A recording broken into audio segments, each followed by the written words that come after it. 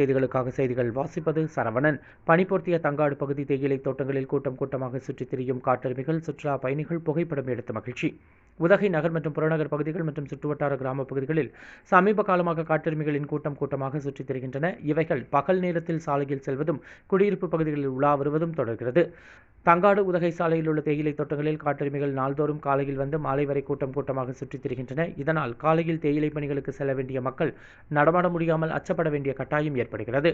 வன ஊழியர்கள் சம்பவ பகுதிக்கு சென்று விரட்டினாலும் மீண்டும் அதே பகுதிக்கு வருவதை வாடிக்கையாக கொண்டுள்ளனர். பனிபோர்த்திய பசுமை நிறைந்த தேயிலை தோட்டங்களில் உலா வரும் காட்டெருமைகளை அப்பகுதியாக செல்லும் சுற்றுலா பயணிகள் புகைப்படம், வீடியோ எடுத்துச் செல்கின்றனர். காட்டெருமைகள் சில சமயங்களில் மிகவும் ஆபத்தானவை. எனவே யாரும் அருகில் சென்று புகைப்படம் எடுக்கவோ தொந்தரவு செய்யவோ கூடாது என்று வனத்துறையினர் எச்சரித்துள்ளனர்.